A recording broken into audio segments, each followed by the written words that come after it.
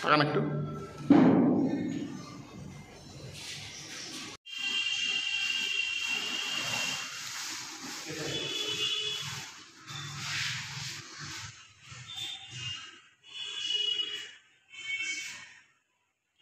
কাজের লাইটটা বন্ধ করতে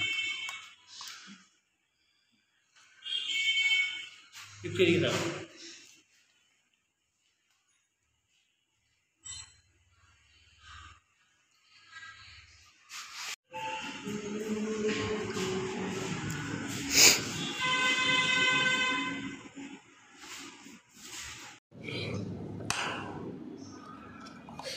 রেডি?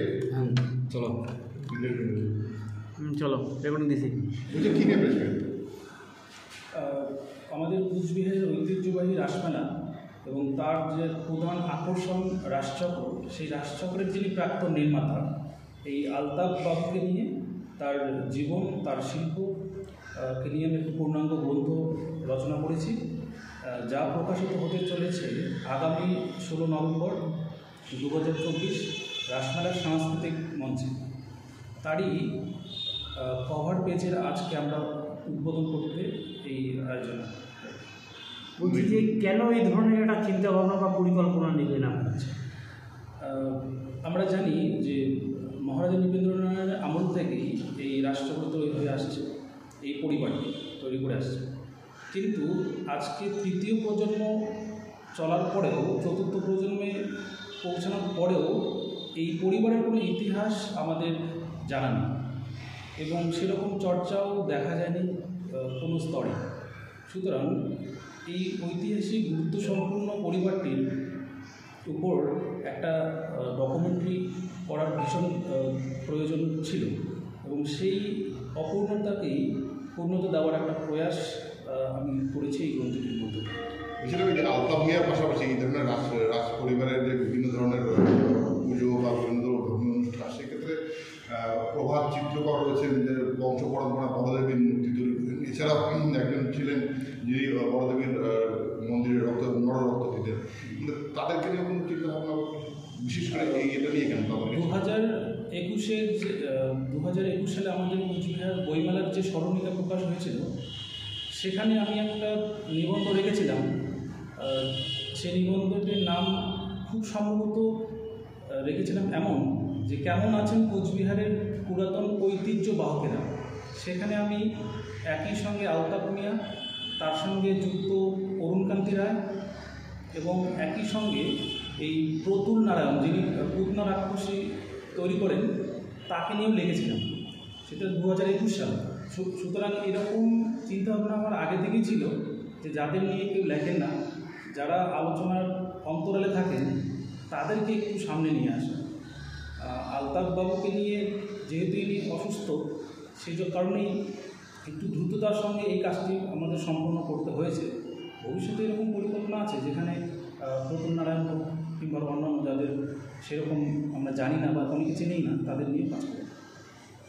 এখানে শুধু মানে ও যেই কাজটা করেছে সেই কাজটার মধ্যে শুধুমাত্র আলতাফ মিয়াকে নিয়ে কাজ নেই, রাজচক্রের সাথে যে খুঁটি, মানে যেইটার সাথে কাজটা ঘোরে, তাকে নিয়েও ওখানটার মধ্যে আলোচনা করা আছে। এটি মেনলি আলতাফবাবুর জীবনকেন্দ্রিক গ্রন্থ হলেও তার পাশাপাশি অরুণকান্তি রায় যেমন সহযোগিতা করেন, তিনি যেমন রাসের চৌকিটা নির্মাণ করেন, তার কথা আছে। অরুণকান্তি রায় তো খুব বেশি দিন হলো না যে এই কাজের সঙ্গে যুক্ত হয়েছেন, তার পূর্বে যিনি যুক্ত ছিলেন তার কথা আছে। তারা 3 পুরুষ ধরে এটা কাজ করেছেন, তাদের কথা আছে, তাদের ছবি আছে।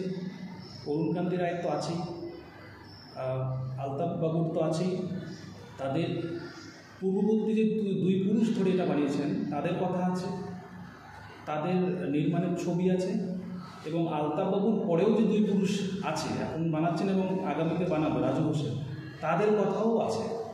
পাশাপাশি রাসচক্র কবে সৃষ্টি হল সেই সম্ভাবনামূলক আলোচনা রয়েছে। মেলা কবে সৃষ্টি হলো, রাজধানীর পরিবর্তনের সঙ্গে সঙ্গে এই রাসচক্রের কতটা সম্পর্কিত এবং কোথায় কোথায় রাজধানী ছিল, অতঃপর কুচবিহারে কখন এলো সমস্ত বিস্তারিত তথ্যগুলো আছে। আসলে এই তথ্যগুলো যে আপনি দিয়েছেন যে এই পুরনো ইতিহাসগুলো সেটার সোর্স কি? সোর্স জয়নাথ মুন্সি জয়নাথ ঘোষের বই আছে রাজপথ খান। এরপর কোচবিহারের ইতিহাস চৌধুরী আমানুল্লাহ তো আছেন,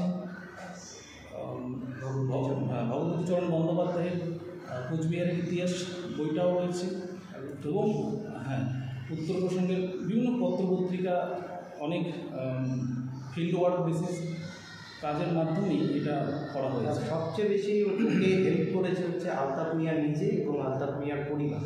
মানে যেই ডকুমেন্টসগুলো দিয়েছে সেটা আর অন্য কোথাও কাউকে দেয়নি বা অন্য কোথাও কাউকে উনি প্রমোট করেন। এই প্রসঙ্গে একটা কথা বলার যে আলতাফবাবুর বাড়ি আমরা জানি বাঁধের চরে, তোরসব চরে বাড়ি। প্রতি বছর বন্যার সম্মুখীন হন, প্রত্যেক বছর তার কিছু না কিছু কাগজপত্র হোক, ইম্পর্টেন্ট ডকুমেন্টস হোক হারিয়ে যায়, নষ্ট হয়ে যায়। এবার যত্নের অভাবে হোক সেগুলো কিন্তু পুরাতন কাগজগুলো আর পাওয়া যাচ্ছে না।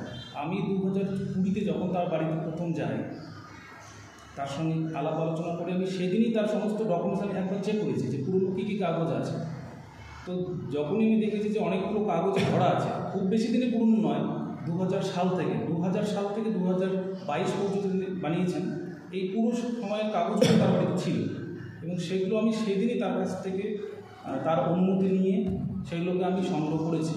এরপরে 2023-এর বন্যায় সেই সমস্ত কাগজ নষ্ট হয়ে গেছে, আর নেই, কিন্তু ওই বইটিতে সেগুলো থেকে গেছে।